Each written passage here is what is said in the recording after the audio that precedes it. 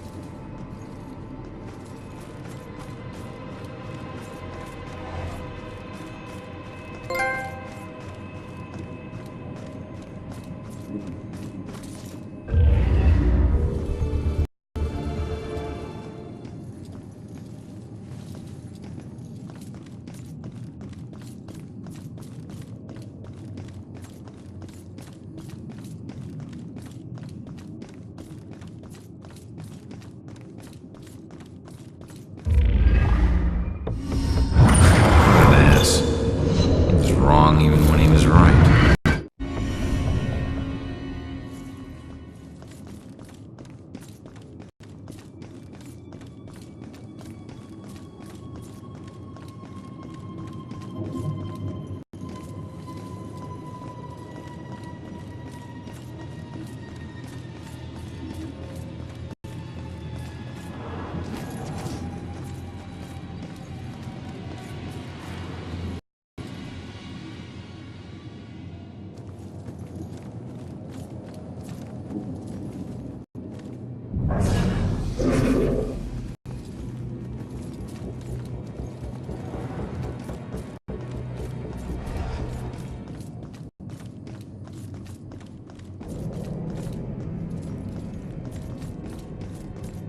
I can't tell you anything, son.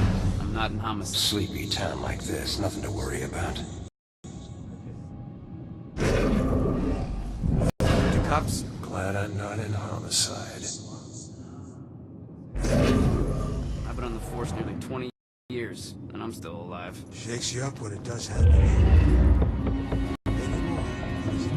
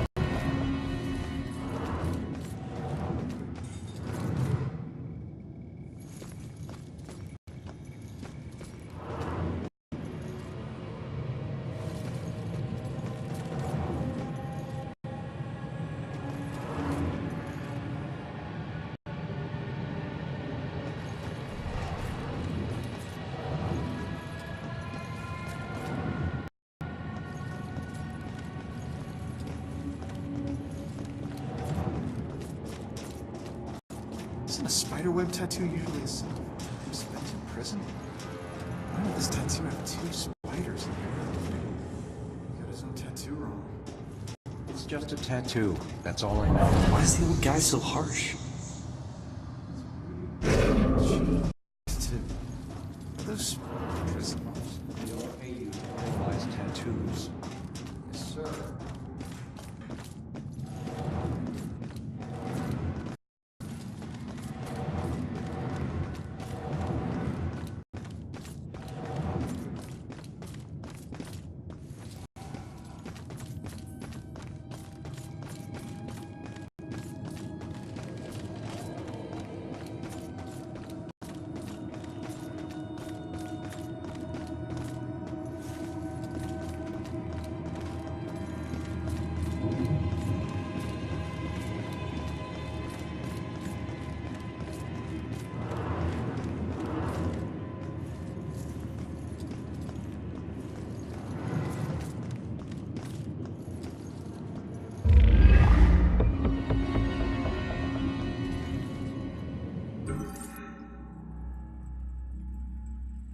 I can still remember my first day on the force. Salem PD was in this tiny building on the edge of town. It was old, crowded, and completely insufficient to handle the day-to-day operations.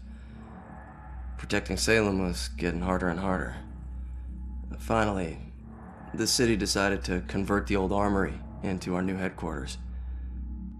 And when we finally moved in, I couldn't believe how big and modern the place was. Not bad for one of the first buildings in Salem. Plus, it just felt right. It used to be the city's first line of defense in a wild frontier, and now it had resumed its post once again, only this time in a modern world. The first week was a little chaotic as we settled in. One officer reported that someone had removed his gun from his locker. It took him 20 minutes to track it down, and when he did, he found it leaning against the wall in one of the unoccupied offices. Also, the late-night station operator reported a strange phone malfunction. Occasionally, when someone would call in to report a shooting, the recording would just stop. The call would cut out, and the voice of the panicked caller would just loop over and over again until the phone was unplugged. Soon it was pretty clear that these strange occurrences weren't just honest mistakes or faulty phone lines. One evening, the medical examiner came running down the hall in tears. She noticed that her scalpels and other tools had gone missing. She went to get more from the cabinet, but stopped cold at what she saw in the reflection. A ghostly silhouette of a Civil War soldier was standing over one of the corpses. She spun around. It was gone. She barely noticed how cold the room had gotten before running off. Of course, the guys didn't believe her. Hell, I didn't either, until I saw it with my own eyes. I was working late and got up to get more coffee. As I rounded the corner, I saw it in the reflection of the trophy case. It was staring right at me. He lifted an old, ghostly rifle and pulled the trigger. The trophy case fractured into a spider web of cracked glass, and I took off running. The captain didn't believe me and docked my next paycheck to replace the glass. I didn't care if people thought I was crazy. I know what I saw. People sometimes ask me if anyone else has seen it since, or if the specter still roams the halls. I always tell them the same thing. I wouldn't know. I transferred to Boston.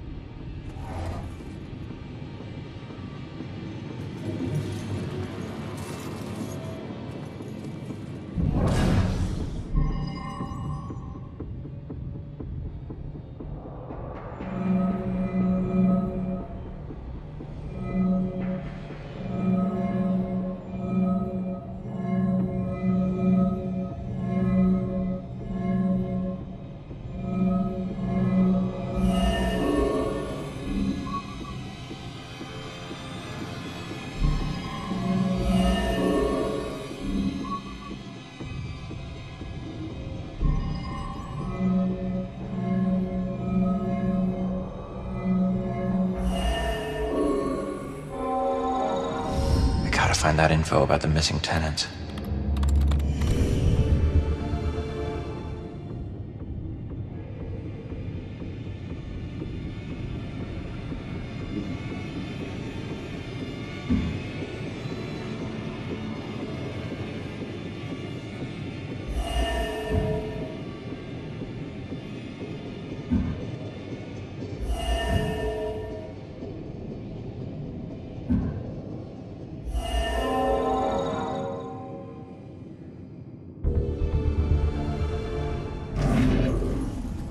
I think I've learned all I can here.